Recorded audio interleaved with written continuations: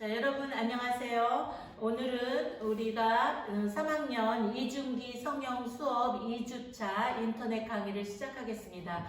여러분들도 지난주에 인터넷 강의를 보면서 수업을 하느라고 좀 불편한 점도 많았겠지만 많은 이해를 부탁드리고 만약에 수업 중에 의문사항이나 좀 모르는 것이 있으면 언제든지 선생님께 질문해주면 개별적으로 상세히 대답해 주겠습니다.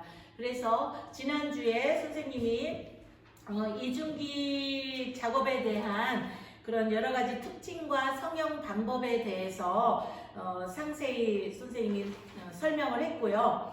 또 그 다음에 그 건조와 우리가 또 유약을 선택할 수 있는 기본적인 그런 또 요소가 되는 그 표면을 문지르는 그런 여러 가지 그 성형 방법에 대해서 1차적으로 설명을 했습니다.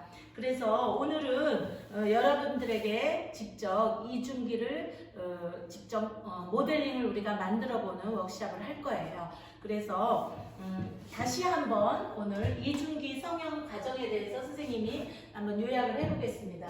우리가 여러분들이 이중기를 디자인을 일단 먼저 해야 되겠죠. 본인이 어떠한 형태를 가지고 작업을 할 것인가를 먼저 생각을 해야 되기 때문에 기존에 예전에 했던 거나 아니면 여러분들이 자료를 조사해서 내가 이 쉐입을 이중기에 적용해서 나만의 좀 독특한 성형을 한번 해봐야겠다 하는 그런 자기 아이디어가 되게 중요해요. 그래서 디자인을 도출해내기 위해서는 많은 자료 조사를 해야 돼요. 그래서 사실 지금 집에 있는 이런 좀 여유 있는 시간을 활용해서 여러분들이 좀 자료조사도 많이 하고 아이디어 스케치도 좀 많이 해보는 그런 시간을 가졌으면 좋겠고, 그 다음에 자료조사뿐 아니라 검색도 많이 해보고 또 유튜브 같은 데서도 자료도 좀 보고, 그 다음에 또 팜플렛 같은 선배들 팜플렛을 보고 똑같이 따라하라는 게 아니라 그 아이디어를 가지고 본인은 본인 나름대로의 개성 있는 그런 디자인을 여러분들이 이제 스케치하는 게 지금 우리가 대면 수업할 때까지 여러분들의 과제가 되겠어요. 그래서 디자인이 잡히면 일단 성형을 시작해야 되겠죠, 우리가. 자, 이중기 성형은 선생님이 저번 주에도 얘기했기 때문에 안팎의 두 가지 쉐입을 하나의 덩어리로 접합시키는 형태예요. 그래서 그 성형은 오늘 선생님이 직접 모델링을 만들면서 여러분들에게 가르쳐 주려고 해요. 그래서 어느 정도 성형이 다 완성되면 반건조 상태에서, 레드하드 상태라고 했죠. 반건조 상태에서 우리가 꼭 짚고 넘어가야 될 기법이 이게 정형이라고 했어요. 그래서 이 정형을 뒤집은 상태로 우리가 형태를 만들었기 때문에 내가 의도한 형태가 이렇게 매끄럽게 잘 나오기가 좀 힘들어요. 거꾸로 성형을 하기 때문에. 그래서 완성이 된 다음에 어느 정도 이렇게 우리가 다룰 수 있는 반건조 상태가 돼야 돼요. 그냥 뒤집으면 다시 주저앉겠죠.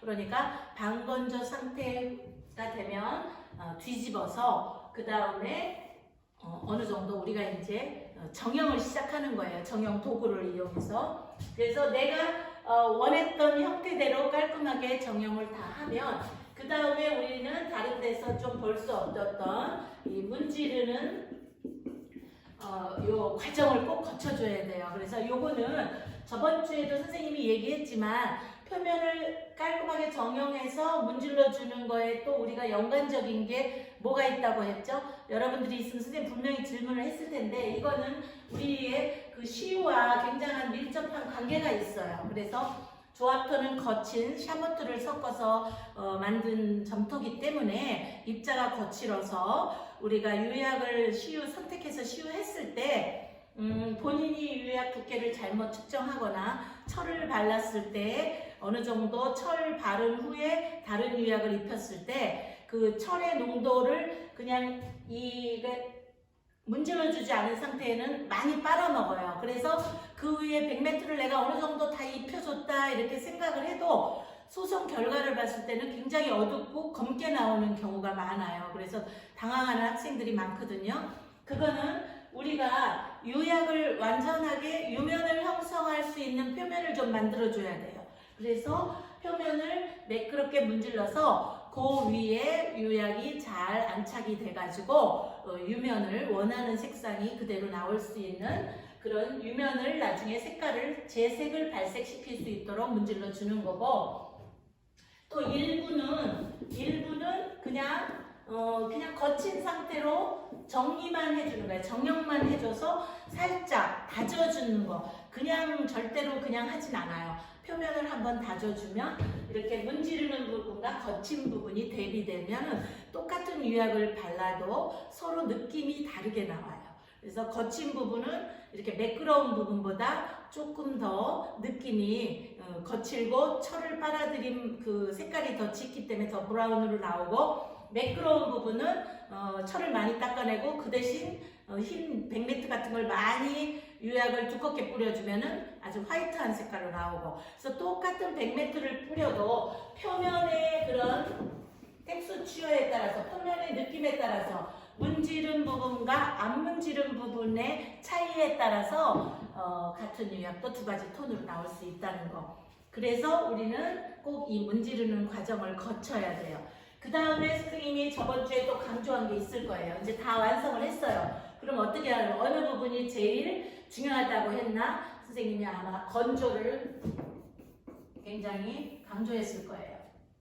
자, 이 건조는 이중기이기 때문에 그 외형과 내부에 있는 작은 이중기의 건조 속도가 다를 수밖에 없어요. 바깥에 노출을 시켜놓으면 외부가 당연히 이 바람을 타고 먼저 마르게 돼 있거든요. 그러면 안쪽에 있는 이중기는 젖어 있고 바깥의 이중기는 말랐을 때는 우리가 그런 원리가 있어요. 여러분들 다 쉽게 이해하라고 선생님이 예를 들면은, 자, 이렇게 목이 타는 부분에서 물을 땡기는 그런 거, 우리 사람도 그렇잖아. 목이 마르면 물을 마시듯이 이 기형도 마른 부분에서 안에가 축축해 있으면 그쪽에 있는 수분을 마른 쪽에서 자꾸 땡기게 돼 있어요. 그러면 어떻게 돼 있어요? 그 두 면 접합 부분이 크랙이 갈 수밖에 없는 거예요. 그래서 우리가 기물을 성형할 때는 항상 기물의 이중기는 특히나 안팎의 수분을 고르게 유지시켜 주는 거가 제일 중요해요. 그래서 건조 속도를 굉장히 낮춰서 그늘진 곳에서 오랜 기간 건조시켜 주는 게 하나의 팁이에요. 그래가지고 처음에는 우리가 성형한 다음에는 비닐로 전체적으로 싸놔서 일시적으로 우리가 만들면서 수분 속도를 불규칙하게 해요. 왜냐하면 여러분들이 뭐 만들다가 가서 밥도 먹고 오고 또 다음 날하고 다다음 날하고 막 이러니까 만드는 과정에서도 점토의 수분 속도가 달라요. 그리고 안팎이 다르고, 그래서 일단은 첫 번째는 비닐로 많이 싸놔야 돼요. 며칠간 비닐로 첫 주에는 싸놔야 돼요. 비닐 포장을 해서 이 포장된 비닐 안에서 서로 그 수분이 들락날락하면서 약간의 끼가 차듯이 그 안에 수분을 고르게 분포시켜주는 게 제일 중요해요. 근데 이제 이 시간이 너무 오버하면은 여기서 다시 수분이 맺혀가지고 기물로 도로 떨어지면은 오히려 더 안 좋은 현상이 나타날 수 있으니까 이렇게 어느 정도 비닐 포장을 해준 다음에는 비닐을 서서히 벗겨서 아래로 공기가, 밑으로 공기가 유통이 되도록 일부를 이제 열어줘요.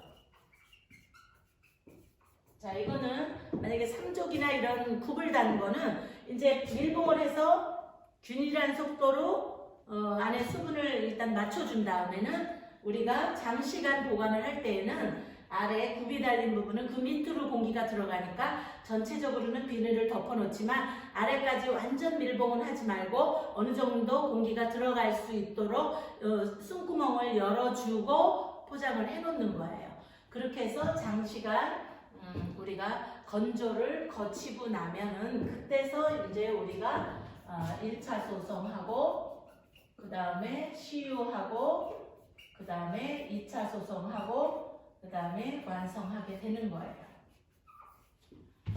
자, 이중기를 저번 주에 우리가 좀 강조했던 부분을 다시 제조 공정에 대해서, 성형 공정에 대해서 다시 한번 여러분께 설명드렸습니다. 자, 그러면 오늘은 앞전 시간에도 선생님이 얘기했지만 우리가 이제는 3학년이고 작업을 시작할 때는 꼭 필수로 모델링을 한번 만들어야 돼요. 그래서 모델링을 오늘 이중기 모델링을 성형하도록 할 건데, 이 모델링이라는 것은 본 작업을 성형하기 전에, 본 작업 성형 전에, 우리가 본 작업 성형 전에 미리 한번 스케일이 작은 작업으로 한번 미리 만들어 보는 거예요. 그래서 왜 미리 만들어 보느냐? 내가 어떠한 디자인을 잡았을 때 내 상상으로는 이 비례고 굽은 이 정도로 붙였으면 괜찮을 것 같다 하고 디자인은 했지만, 실제로 모델링을 만들어 봤을 때 시행착오가 분명히 있어요. 그래서 이 기형에 비해서 굽이 너무 작다, 아니면 굽이 너무 크다, 아니면 가로비가 너무 컸다, 세로가 너무 컸다, 아니면은 내가 너무 한쪽으로 치우쳐서 이중기 작은 거를 구성을 했다, 뭐 이런 자기가 모델링을 만들고 난 다음에 조금 수정하고 싶은 게 항상 있어요. 그래서 여러분들을 지도하고 나중에 레포트를 받아보면 항상 그 모델링 과정이 굉장히 큰 도움이 됐고 좋은 경험이었다고 하는 경우가 많이 있거든요. 그래서 여러분들도 이번에는 작은 모델링을 먼저 만들어 봄으로써 본 작업을 했을 때, 본 작업 성형 시에 이때는 이제 모델링 작업을 뭐 2배 확대하거나 2.5배 확대하거나 이렇게 작업이 이제 조금씩 커지잖아요. 그러면 이 커졌을 때, 본 작업 성형했을 때 실수를 하지 않는 거예요. 그래서 이때 비례를 정확하게 맞추고 자기에게 부족했던 디자인 보완을 하는 거야. 부족했던 그 디자인이나 조형적인 요소를 다시 보완을 할 수가 있는 그런 굉장히 장점이 있어요. 그래서 모델링을 우리가 꼭 한번 거쳐야 되고, 또 여기서 우리가 이중기에서는 뭐가 필요하냐면, 이거를 해보면서 본 작업을 했을 때 우리가 안의 구조, 이중 구조 성형 시 지주의 그 어떠한 지주를 어느 방향으로 어떻게 하고, 이 디자인은 지주를 어떻게 우리가 성형을 해야 되나, 지주를 어느 부분을 받쳐줘야 되나, 이런 지주의 그런 자기가 지주 위치를 정확하게 다시 파악할 수가 있어요.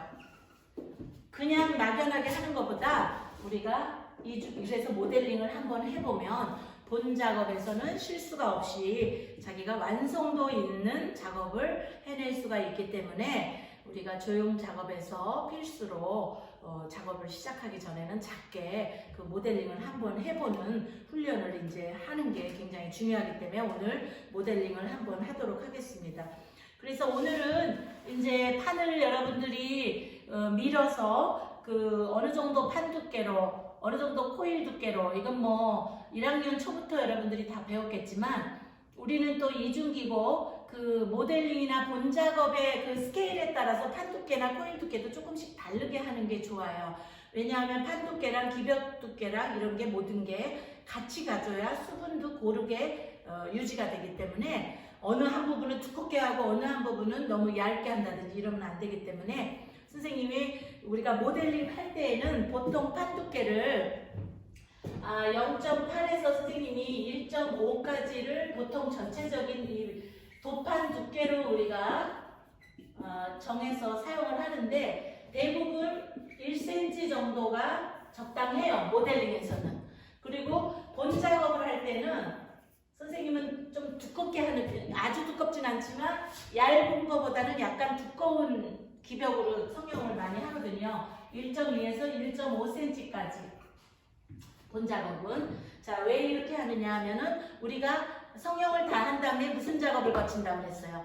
정형을 한다고 그랬죠? 그러면 다시 칼을 내가지고 우리가 기벽을 깎아내면서 형태를 다시 맞춘단 말이에요. 그래서 너무 본 작업에서 0.8이나 이렇게 얇게 하면은 그 코일과 코일의 접합면이 이렇게 깎여 나오면 그 라인이 다 보이면서 글로 크랙이 가는 그 주요 요인이 돼요. 그래서 되도록이면 점터를 어느 정도 두께를 두고, 그 다음에 코일 두께를 두고, 우리가 문질러서 흙을 완전히 섞고, 그 다음에 기벽 두께도 균일하게 맞춰줘가지고, 그 다음에 정형을 해야 칼을 댔어도 우리가 나중에 추후에 크랙이 가는 거를 방지할 수가 있어요. 그래서 기벽 두께는 보통 우리가 모델링에서는 거의 1cm 정도 하시고 거기서 뭐 나 조금 더 두껍게 하겠다 하면 1.2나 뭐 조금 더 두껍고 조금 더 얇은 거는 별로 상관이 없어요. 그리고 본 작업에서는 1.2에서 1.5cm 정도 하시면 되고, 그 다음에 코일 두께는 여러분들 뭐 다 알겠지만 코일 두께도 마찬가지예요. 보통 뭐 0.8 0.8cm, 그러니까 1cm 못되게 8mm 정도 하다가 그 다음에 1cm, 1.2cm, 1.5cm 다 좋아요. 근데 우리는 그냥 똑같이 1.2cm 정도, 1cm에서 1.2cm를 모델링 저걸로 쓰겠어요. 그래서 코일 두께도 그 정도로 해주고, 또 기벽 두께는 여러분들이 이제 보면은 기벽 두께 이거를 왜 선생님이 언급을 해주냐 하면은 코일을 막 하다 보면은 그냥 두꺼운 걸로 빨리 올리고 싶어가지고 코일을 막 두껍게 해서 막 올려요. 그러면 그 코일을 가지고 두께를 좀 이렇게 뽑아줘야 되는데 그대로 두는 경우가 있어. 그럴 때는 코일이 너무 두꺼우면은 아까도 말했지만 수분의 균일도도 다르지만 또 무게도 굉장히 무거워지고 낭비도 많아요. 그래서 기벽 두께도 균일하게 1cm에서 1.2cm 정도로 같이 맞춰주는 게 좋고, 기물이 아주 커져가지고 힘을 받쳐주는 그런 그 요소가 있어야 되고 안에 지주도 많이 들어가야 되고 이럴 때에는 1.2 이상도 가능합니다. 그래서 1.2cm까지도 가능하고 더 두껍게 해도 상관은 없어요. 전체적인 내가 어떤 형태의 작업을 하느냐에 따라서 균일한 두께로 작업이 잘 이루어지면 사실 그 두꺼운 기벽을 요하는 조형적인 그런 디자인도 많이 있기 때문에 두께는 그 작가가 알아서 선택하는 거지만 서로 그 균일성을 맞춰준다는 것만 여러분들이 염두에 두고 작업을 하시면 좋겠고요. 자, 여러분들이 이제 처음 작업을 할 때에는 이따 선생님이 이제 실제적으로 작업을 하면서도 설명을 하겠지만, 일단 이렇게 해서 판을 밀었으면은 여러분들이 필요한, 내가 모델링은 선생님이 오늘 기본 형태를 보여줄 거예요. 그러면 여러분들이 내가 해야 되는 기본형의 요 패턴을, 요거를 모델링 정도는 그냥 본인이 컴퍼스 같은 걸로 돌려서 바로 할 수 있지만 기본 밑본을 준비하셔야 돼요. 내가 어떤 형태를 하는가에 따라서 밑본을 준비하고, 요 안에 이중기를 여기에 넣을 것인지 아니면 여기에 넣을 것인지 아니면 이런 형태로 나는 넣을 것인지, 이거에 따른 형태와 사이즈와 그 밑본도 준비하셔서 오면은 바로 되고 우리가 밑판을 먼저 만들 수가 있어요. 그래서 이 밑본을 대고 라인을 그린 다음에 커팅 하시면 되겠어요. 그런 다음에 우리가 코일링을 이제 안쪽부터 시작해서 이렇게 안쪽에 이중기 방구를 먼저 만들 거예요. 이렇게. 그 다음에 이렇게 바깥판이 있고, 자, 이렇게 되겠지. 이렇게 판에서 안에 여기를 잘랐어요. 그럼 옆에서 보면 이렇게 되죠. 그러면 여기 코일을 먼저 이렇게 만드는 거예요. 그러면서 여기도 같이 올라가 주세요. 이렇게 같이 코일이. 그러면서 여기는 먼저, 요게 모델링 같은 경우는 이게 작기 때문에 먼저 얘를 막고 여기를 올리면 돼요. 그래서 이 부분은 비닐로 살짝 이렇게 비닐로 덮어서 얘가 먼저 마르는 거를 방지해 주면 되고, 자, 여기서부터 우리가 모델링에서는 굳이 안 해도 되지만 여기서 연습을 해봐야 돼요. 그래서 여기서 기본 이렇게 지주가 올라가는 이 연습을 해야 돼요. 여기서 지주가 이렇게 받쳐주는 지주가 가운데서 올라가야 돼요. 그리고 이쪽에서 이렇게 마감을 해서 이렇게 우리가 마감을 하고, 일로 공기가 들어오면서 이 안으로 유통이 돼야 되니까 어떻게 되겠어? 천공으로 이 안쪽을 전부 이렇게 우리가 천공으로 구멍을 뚫어주면 돼요. 그래서 공기가 일로 유입이 돼서 일로 들어오고 일로 들어와서 안쪽도 다 골고루 말리는 이런 방법이 있고, 그리고 나는 여기를 처음에 다 막겠다. 어떻게 하다 보니까 다 막게 생겼어요. 그러면 이 끝부분을 그냥 막아도 좋아요. 지주와 함께 같이 막아도 돼요. 막은 다음에 이 부분을 천공으로 뚫어주시면 되는 거예요. 그리고 이렇게 또 이렇게 하고 여기에 이제 3족이 붙는데 삼족이 아닌 그런 김을 밑이 편편해서 굽 없이 난 딱 밑이 좁으면서 세우겠다.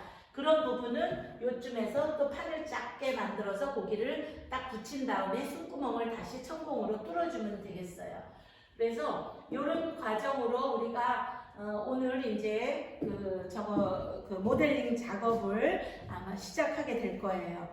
그래서 이 작업을 진행하면서 여러분들이 내가 이만큼 올라가는데 여기서 이게 흙이 지르니까 얘가 자꾸 처지려고 그래요. 그러면은 어떻게 해야 되겠어?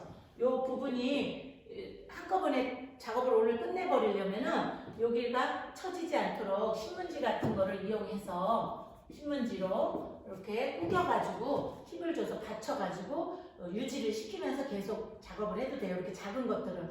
그리고 큰 작업도 우리가 본 작업을 시작할 때도 진행하면서 좀 처질 것 같으면 오늘 좀 어느 정도는 해야 되는데 처질 것 같으면 신문지를 이렇게 너무 많이 구기지 말고 공기층이 있게 구겨가지고 받쳐주면 신문지가 꽤 힘이 있어요. 그리고 조형토기 때문에 뭐 이거를 막 권장하는 방법은 아니기 때문에 아니지만은 그래도 사용해도 괜찮아요. 그래서 드라이기로 너무 뜨거운 열 안 가하고 그 서늘한 바람으로 건조하는데 바로 되지 말고 한 20cm 띄어서 얘를 돌려가면서 서서히 바람으로 말려서 어느 정도 힘을 갖게 한 다음에 또 연속으로 작업해도 우리 조합토, 이 조형토는 크게 그렇게 무리 없이 진행할 수가 있어요.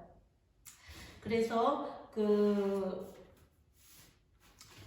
이렇게 성형을 한 다음에 맨 마지막에 나는 이제 삼족을 붙여야겠다 할 때는 요 작업과 동시에 이제 자기가 굽을 붙일 예를 들어서 이렇게 이제 이중기를 우리가 오늘 만들었잖아요. 그럼 여기 삼족이 이렇게 있잖아요. 그러면 요 삼족의 요 굴을 오늘 만들어 놓는 거예요. 어떤 형태든지 본인이 굴을. 그래가지고 얘를 어떻게 해야 돼요? 속파기를 해가지고 어느 정도 건조가 되면 속파기를 해서 이 부분도 얘가 여기에 부착을 시킨 다음에 이 밑에 구멍을 뚫어서 아니면 옆으로 뚫어서 일로 공기가 들어가서 이 기벽도 뚫어서 일로 공기가 다 유통을 할 수 있게 해주셔야 돼요.